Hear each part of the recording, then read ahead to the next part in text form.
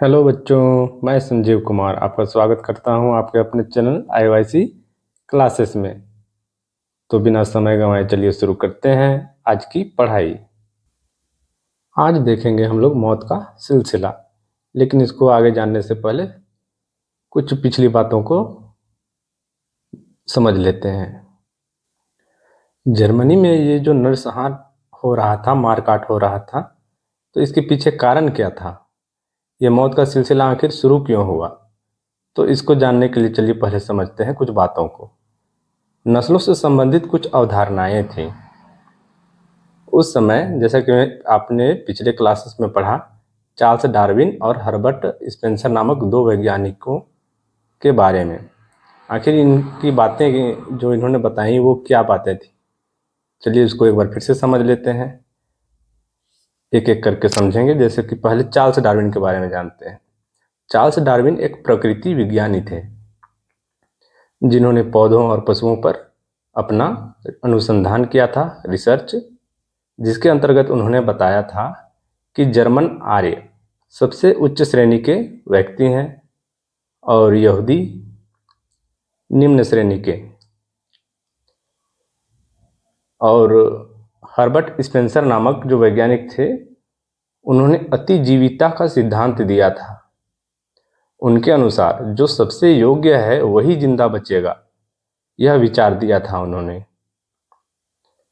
तो जैसा कि हम लोग जानते हैं, जर्मन आर्यों के अंतर्गत नात्सी लोग आते थे, और क्योंकि नात्सियों का नेता, लीडर हिटलर था, तो उन्होंने बाकी दूसरे नस्ल के लोगों के प्रति बहुत ही बर्बरता अपनाई, खास करके यहूदियों के प्रति।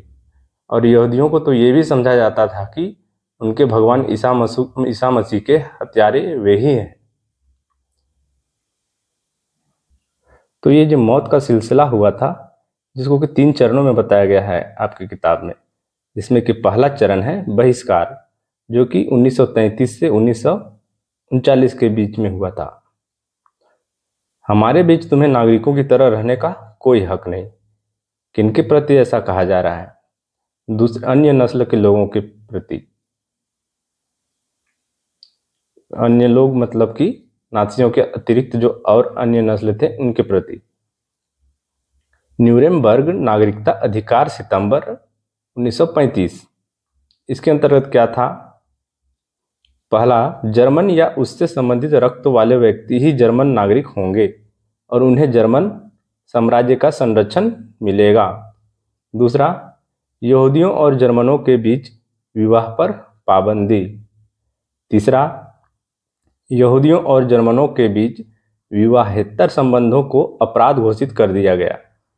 चौथा, यहूदियों द्वारा राष्ट्रीय ध्वज फहराने पर पाबंदी लगा दी गई।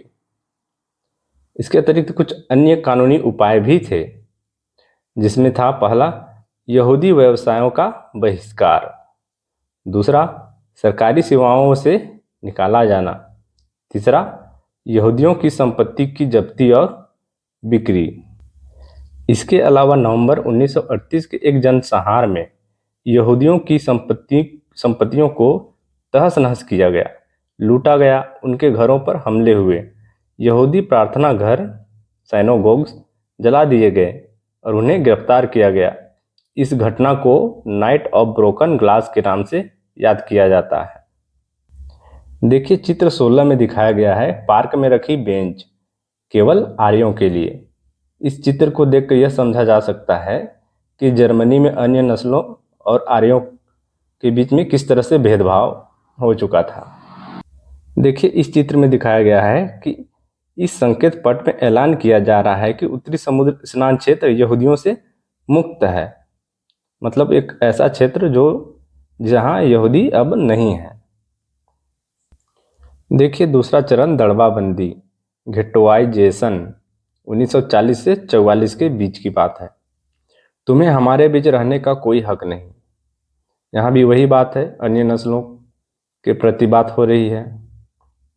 सितंबर 1941 से सभी यहूदियों को हुक्म दिया गया कि वह डेविड का पीला सितारा अपनी छाती पर लगाकर रखेंगे। उनके पासपोर्ट, तमाम कानूनी दस्तावेजों और घरों के बाहर भी यह पहचान चिन्ह छाप दिया गया।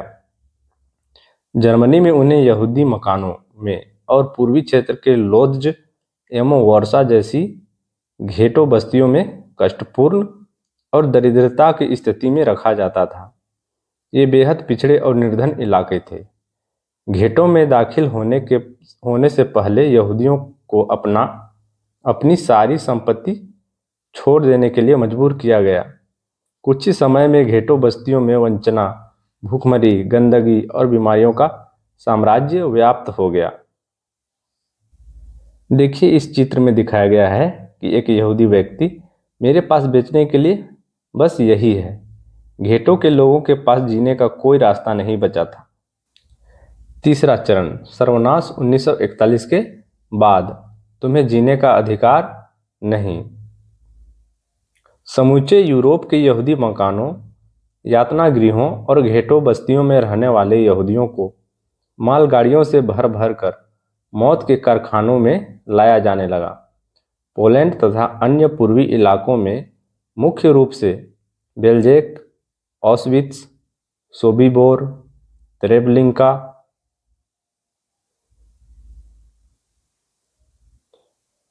चेल्मनो तथा मैदानेक में उन्हें गैस चैम्बरों में झोंक दिया गया। औद्योगिक और वैज्ञानिक तकनीकों के सहारे बहुत सारे लोगों को पलक झपकते मौत के घाट उतार दिया गया। यहाँ के चित्रों के माध्यम से आप समझ सकते हैं कि वहाँ यहूदियों के प्रति किस तरह से नाज़ी लोग उन लोगों पर अत्याचार कर रहे थे। जैसे पहले चित्र में दिखाया गया, चित्र 18 में भागने की कोशिश में मौत हो गई। यातना गृह के चारों तरफ लगी तारों में करंट दौड़ता रहता था। दूसरा चित्र है चित्र 19 में, गैस चैम्बर के बाहर कपड़ों के ढेर। इससे यह तात्पर्य है कि ये उन लोगों के कपड़े हैं जिन्हें मौत के घाट उतारा गया था। जब ढेर में कपड़े इतने सारे हैं तो सोचना होगा कि मतलब कितने सारे लोगों की हत्या की गई होगी।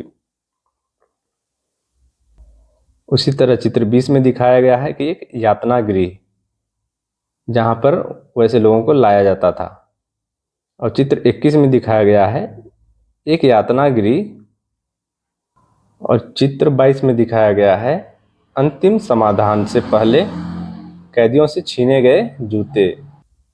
तो बच्चों, आज की क्लास में बस इतना ही। मुझे आशा है कि आप लोगों को ये मौत का सिलसिला, ये जो आज का क्लास था, समझ भी आया होगा और मज़ा भी आया होगा। इसी तरह से इसके आगे के अंक को जानने और समझने के लिए बस थोड़ी सी प्रतीक्षा कीजिए अगले क्लास का। तब तक आप लोग पढ़ते रहिए।